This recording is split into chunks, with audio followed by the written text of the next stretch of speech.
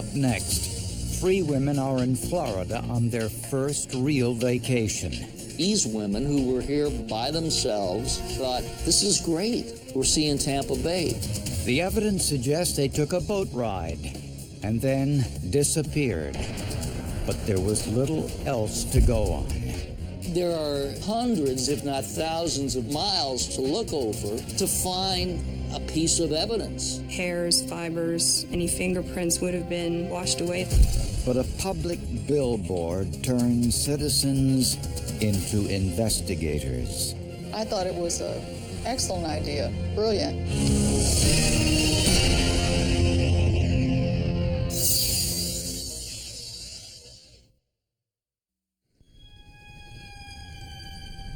On a warm June morning in Tampa, Florida, authorities discovered the bodies of 3 women floating in Tampa Bay.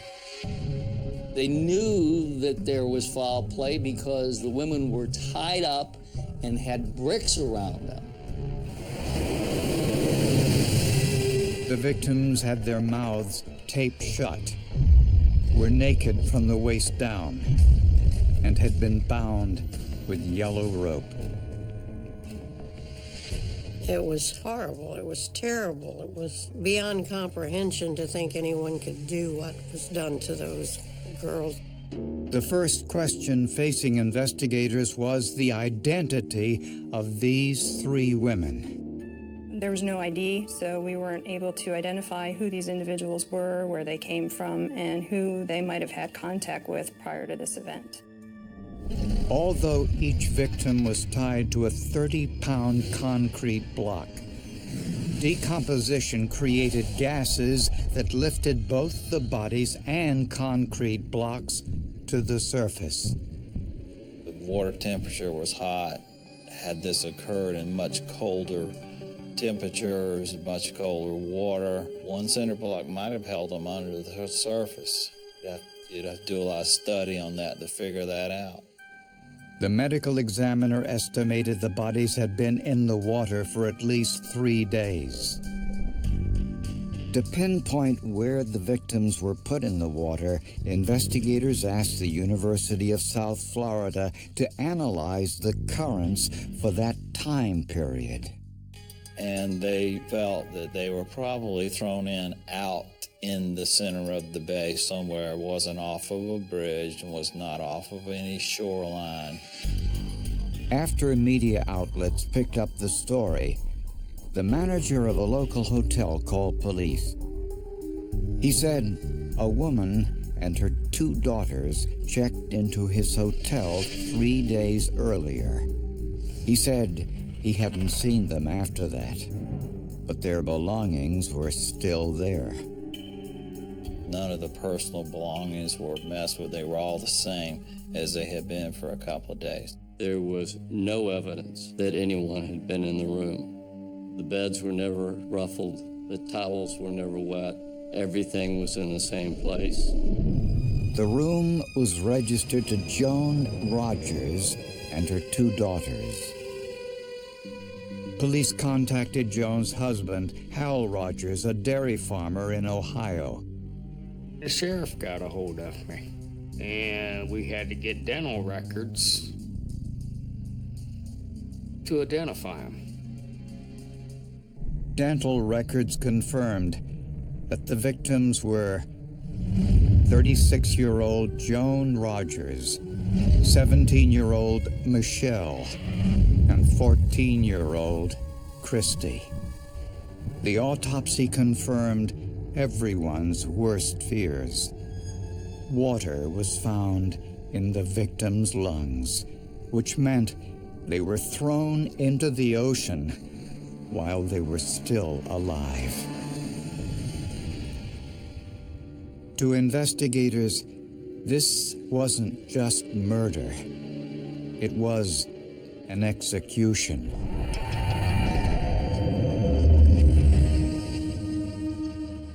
The horror of that resonated through the Tampa Bay area, and people wanted to know what kind of animal would do something like that. I think he left their eyes uncovered because he wanted each one of them to see what was happening to the other one.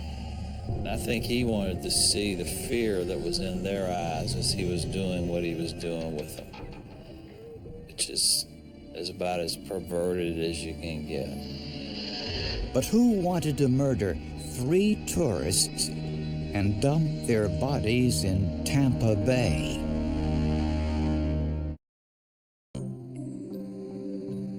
When Joan Rogers and her daughters drove to Florida for a week of sightseeing, Joan's husband, Hal, the girl's father, decided to stay behind. He had a dairy farm he was running at the time. That's a 365-day-a-year job. But even though his family didn't return home as planned, Hal Rogers waited 3 days to contact police. He seemed somewhat cold to me, very cold.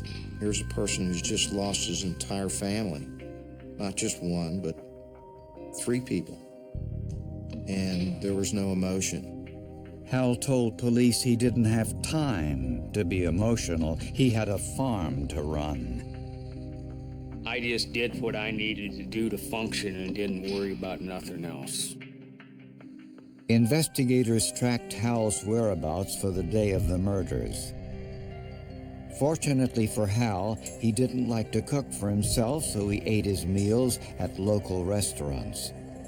And numerous witnesses provided his alibi. The people here knew it because I'd been to breakfast that morning and that evening for dinner. So, it's almost an impossibility. At the autopsies, the medical examiner discovered the seawater had eliminated crucial forensic evidence. With the bodies being submerged in the water for the length of time that they were, any trace evidence, hairs, fibers, any fingerprints would have been washed away essentially by the water. It was impossible to say for certain if the victims had been sexually assaulted. We had nothing to go on as far as forensic evidence to amount to anything. Police were on the lookout for Joan Rogers' car, and they found it at a public boat launch. It was 1 mile away from the Rogers Hotel, 25 miles away from where their bodies were recovered. Inside the car were 2 handwritten notes. On one were directions to the hotel. The other, on hotel stationery, contained directions to the boat launch. The writing samples were sent to a forensic document examiner for analysis. The handwriting that appeared on the Days Inn letterhead was written by Joan Rogers, and we knew that because we received quite a bit of her handwriting for comparison. The handwriting on the other note, the one with directions to the Rogers Hotel, was distinctive. I determined that the handwriting on the brochure was not written by the mother or either of her daughters. In the word Courtney, part of the hotel's address, the T was capitalized in the middle of the word. This is unusual, not only because it's a capital letter, but because of the spatial quality of the small r to the tall T. And the letter Y was written in a way that Teresa Stubbs had never seen before. The letter Y was written 4 times, and each time it was written differently. Just a slight variation, but different. That was important. So they're working it really hard. We gotta find who wrote this note. We do that, we find the killer. Besides the handwriting, the note held one other clue. Next to the directions to the boat launch, Joan Rogers had written the phrase, "blue" with WHT. We just surmised they were meeting something that was blue and white. If you go into a boat ramp, what might you be meeting that would be blue and white? It would be a boat. But there were no boats docked at the launch. It's an area where anyone, residents or even tourists, can put their boats into the water for a day of boating. Then, police got a break. A tipster told them about a local man who was running an unlicensed business from this boat launch, offering tourists sunset cruises on the bay. His name was Jason Wilcox, and he owned a blue and white boat. A background check revealed Wilcox had a criminal record and had served time for aggravated assault. He lived just 5 miles from the boat launch. On his property where his boat was, he had some concrete blocks. Wilcox denied any involvement in the murders. But without any physical evidence to tie him to the Rogers women, it would be difficult to get a court order for his handwriting sample. You can find the suspect, you can even find the one you think did it, but now proving it is a whole nother ballgame. 2 weeks before the murders of Joan Rogers and her 2 daughters, homicide investigators learned of a similar crime involving a 24-year-old Canadian tourist and a man in a blue and white boat. She's a tourist, and he offers her a ride on the bay, and she goes, "Wow, great." Once they were out on the water, where no one could see them, the man said he'd kill her if she didn't have sex with him. He also told her there were sharks in the water in case she was thinking of trying to swim to shore. She says, please don't do anything to me, I'm a virgin. She said he got very excited about it. He rapes her, and he told her before he raped her, it's not worth getting murdered over a sexual assault. And he apparently had ropes on the boat, just as he did with the Rogers family. Afterwards, the man got physically ill. Was it a matter of he was so excited he was physiologically overcome? Or was it that he psychologically was so appalled by his act that he got sick? I'm not a psychologist or a physiologist, but certainly that's bizarre behavior. Inexplicably, the man waited until dark, drew close to shore, and allowed the young woman to swim to safety. Investigators were fairly certain it was the same man who murdered the Rogers family. The parallels were pretty eerie. Unfortunately, the victim took a shower before she went to police headquarters to report the crime, so no DNA was recovered. But her description of the man enabled police to create this composite sketch, which was distributed to the local media. The victim said Jason Wilcox was not the man who assaulted her, and Wilcox was also eliminated as a suspect in the Rogers case. In the end, he was given a polygraph test and was cleared on all that, and actually had some alibis to where he was at the time. The composite sketch prompted hundreds of leads, all of which had to be followed up. The description of a blue and white boat also generated plenty of hits. We had close to 800 men that were called in. A lot of them had to do with blue and white boats. So that was a big job to eliminate all of these persons of interest that were called into us. After those leads turned out to be dead ends, investigators tried something else. They used 5 area billboards to display the sample of what they believed was the killer's handwriting. That was an unusual tactic And I believe they did it is because they had no place else to go. That's when Joanne Steffi saw the billboard on the side of the Tampa highway, and she recognized the handwriting. It looked like the handwriting of a contractor she knew, Oba Chandler. When I first initially met Mr. Chandler, he came across as not telling the truth, and he wouldn't look you in the eye. And he just seemed shifty. Joanne rushed home and found the handwritten receipt for some work Chandler had done for her.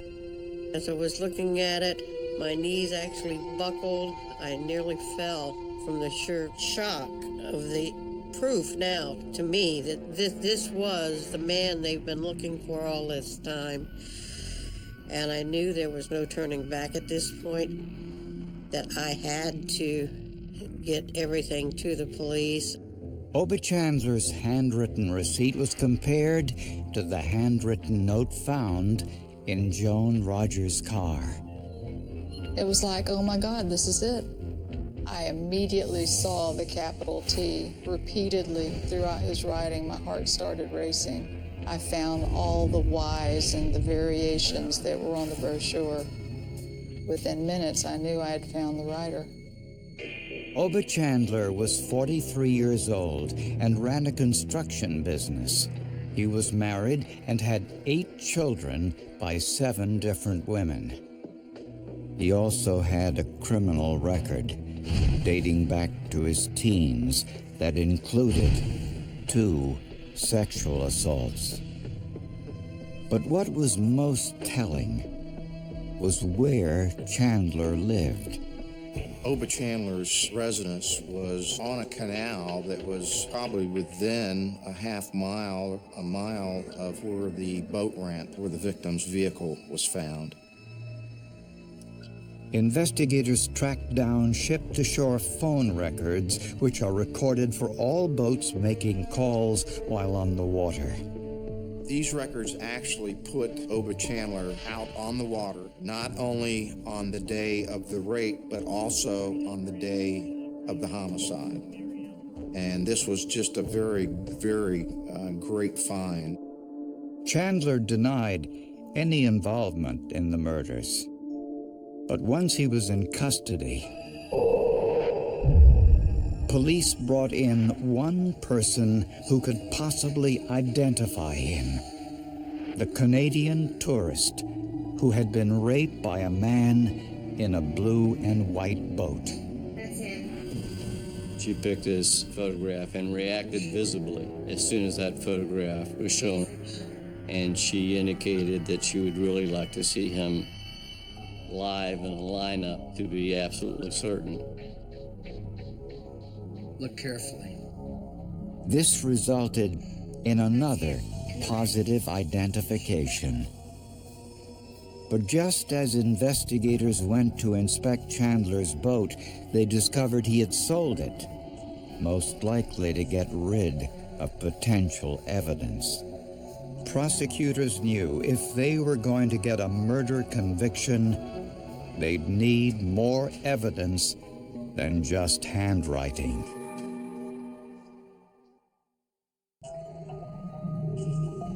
A forensic document examiner was already convinced it was Oba Chandler's handwriting on the brochure found in Joan Rogers' car. But investigators wondered if there was anything else on the brochure that would guarantee a conviction. The brochure was processed with a chemical called ninhydrin, a chemical that reacts with the amino acids found in fingerprint residue. Prints, when they come in contact with ninhydrin, will turn purple and can then be photographed. On the brochure were numerous fingerprints and one palm print. One of the victims was identified as being the source of some of those impressions, but there were also unidentified prints on that brochure. The best unidentified print was a high-quality right palm print. When Chandler's right palm print was compared to the palm print on the brochure found in the victim's car, there was no doubt. That not only linked our handwriting to the brochure, but also a palm print. And you don't get much better than that. Oba Chandler was charged with 3 counts of kidnapping and first-degree murder. Investigators believe Chandler met Joan Rogers at a gas station, where Joan may have asked him for directions to their hotel. You're gonna have to, if you've got something I can write down on, I can give you the instructions. Okay, you can just write it on this. Chandler wrote them on her map, leaving behind a handwriting sample and his palm print. There you go. Great. So you ladies here on vacation? Thank you. Yeah, we're here from Ohio. Really? You guys like boats? That's when Chandler may have offered to give them a sunset cruise on his boat, an offer the girls accepted.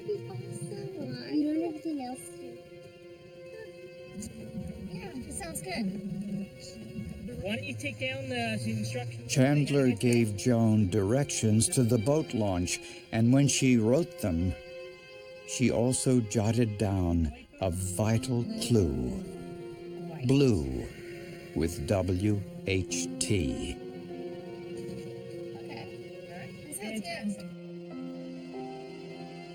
Later that night, Chandler took them out on the water, where they were at his mercy.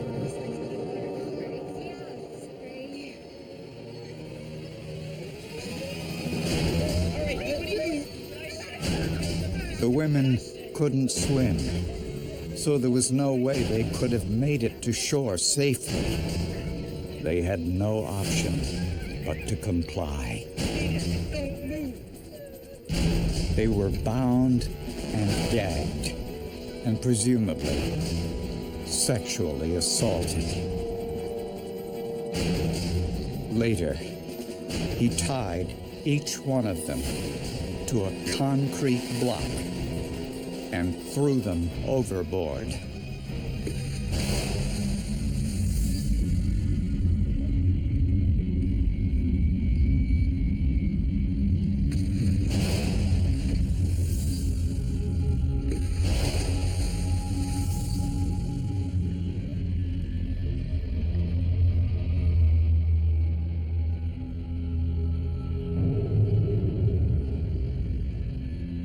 Chandler left an electronic trail when he called his wife on the ship-to-shore radio to tell her his boat had engine trouble and that he'd be late for dinner. On the bay, had a little bit of engine trouble here. Chandler's other mistake was leaving his handwriting and palm print behind. Oba Chandler was tried, convicted, and sentenced to death. Oba Chandler, you have not only forfeited your right to live among us, under the laws of the state of Florida, you have forfeited your right to live at all. Mr. Chandler, may God have mercy on your soul.